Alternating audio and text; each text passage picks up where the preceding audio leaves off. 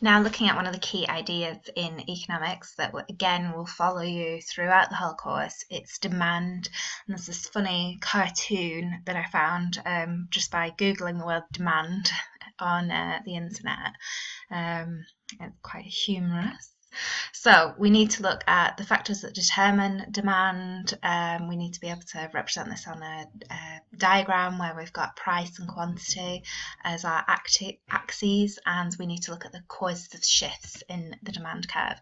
So first of all, a few key definitions. So a market is where or when buyers and sellers meet to exchange or trade products being goods and services. And demand is the quantity of a product that consumers are able and willing to purchase at various prices over a period of time. So a few key terms in that definition there. And this definition is just one of those ones that I would advise you just to learn off by heart, to memorize this, because you can get a lot of credibility in your answers to specifically 10-mark questions if you're able to define some of the key terms in the question. But the key things that I just want to pull out of here are able and willing, or willing and able, it's usually written as, but there I've written able and willing to purchase at various prices over a period of time. So we are going to be looking at a specific point in time that we have demand for our products. So a few more definitions as well, and then we'll put them all together. A demand curve is showing the relationship between the quantity demanded and the price of a product. So it's going to track these coordinates, and a demand schedule is the data that's used to be able to track these coordinates. So if we have, a few more as well, notional demand is just the desire for a product, whereas effective demand is the willingness and ability to actually buy the product. So I suppose notional demand is just the want for it, whereas effective demand is the want for it along with the method of exchange, usually being money. So can you afford it? So assumptions of demand, when we look at the law of demand, and we're going to see that it's downward sloping, it's built on these assumptions. So it's effective demand that we're looking at. We're not just looking at the desire for something, we're looking at people that are able to purchase the product, and that's going to be really significant in determining the slope of the curve as well. We're looking at ceteris paribus, this Latin phrase, which means other things remain equal. And so when we're looking at the relationship between the price and the quantity, we're assuming that nothing else is changing, and therefore the only thing that is causing the demand curve to slope in a certain way is that we're altering the price of the product. And the quantity demanded is time bound or time related, not a very straight line there. So what this means is that we're looking at it at a specific period of time. I suppose this one really is feeding into this, that we're not changing anything else about the picture. So let's get to a demand curve. So we usually have price up the vertical axis and quantity along the horizontal axis, and demand is usually downward sloping. Now you might read about where demand isn't downward sloping, and that's really good further research, but the typical way that we draw it in A-level economics is downward sloping. And what we find is we can have movements along the demand curve. So the movement along the demand curve is just caused by changing the price of the product. So if I go back to this diagram here, we know that if we have a relatively high price, oh gosh, that is just not a straight line. Having problems today with drawing straight lines. So if this is P1 and this is Q1, it's very hard to do this on a laptop. And then we have a lower price. Good at drawing horizontal lines, straight horizontal lines, not the vertical ones. Here, there we go. Terrible at the vertical. I think it's my mouse. I'm going to blame it on the mouse. There, on the mouse, whatever.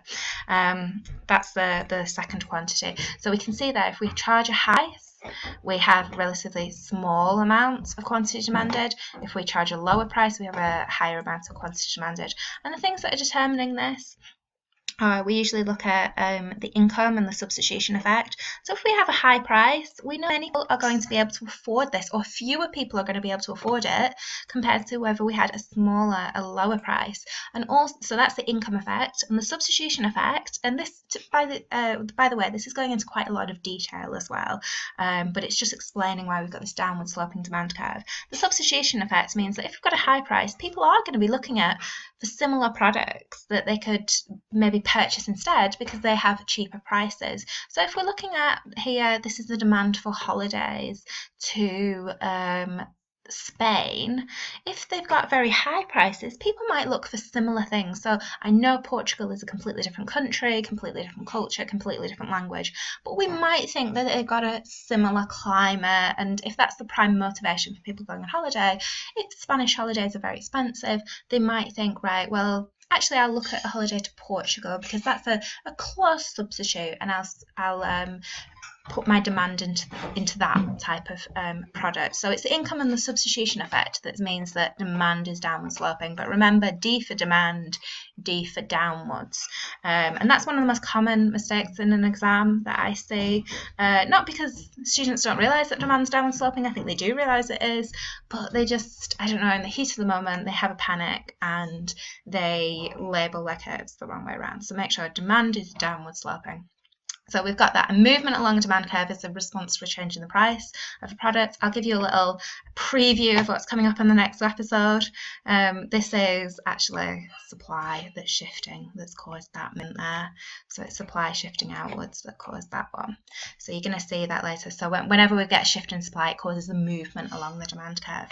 But let's focus on shifts in demand first. And this is where there's a change in a non-price factor of the particular product that we're looking at, and this leads to an increase or a decrease in the demand for the product. So we've got D1 is showing an outward shift in demand. This is looking at an increase in demand. We've got D3 showing an inward shift in demand. So this is a decrease in demand. So this is the way I tell my students to remember it. There are more than these factors that cause shifts in demand, but these are some of the main ones.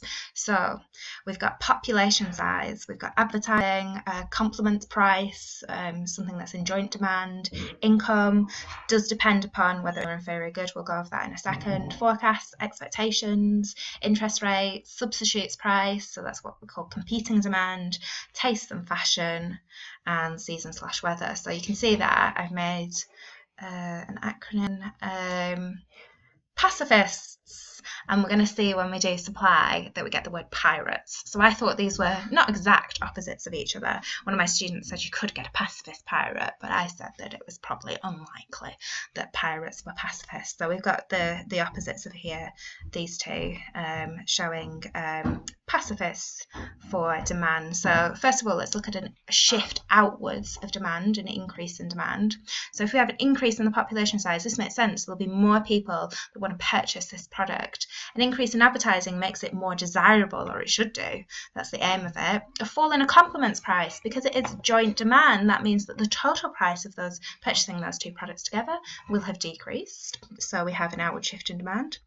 An increase in income, if it's a normal good, we have more income. We know that income affects our demand, so if we have more income, we can afford more, so we have an outward shift. If we have a decrease in income, if it's an inferior good, we get an outward shift in demand as well, so it depends upon whether it's normal or inferior good. If we have forecasts or expectations that in the future the price will rise, we might have an increase in demand as well, because people think it's a good investment to make.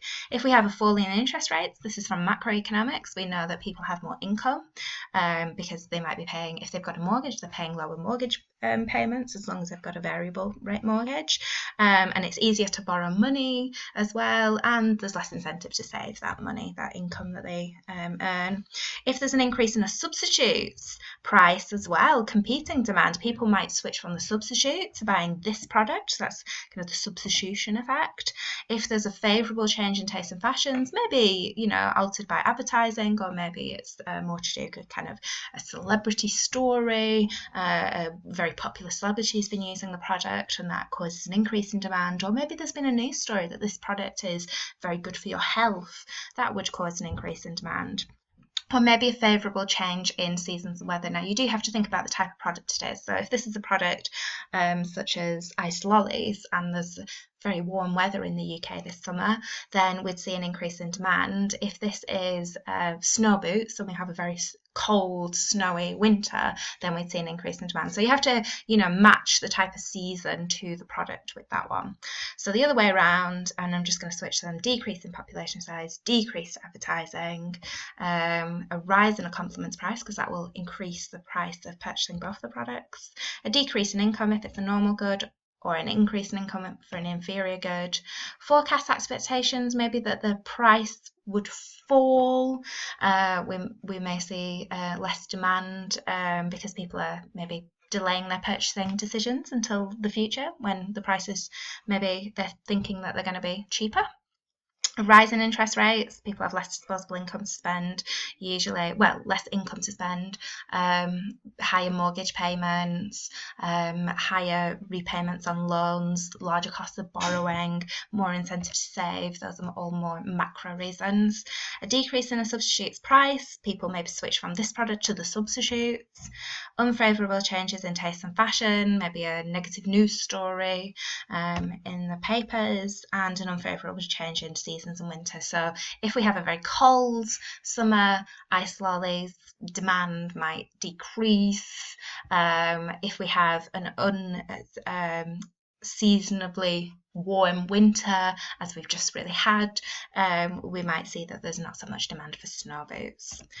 So that's it on demand. Very important section. Make sure you learn all of these factors.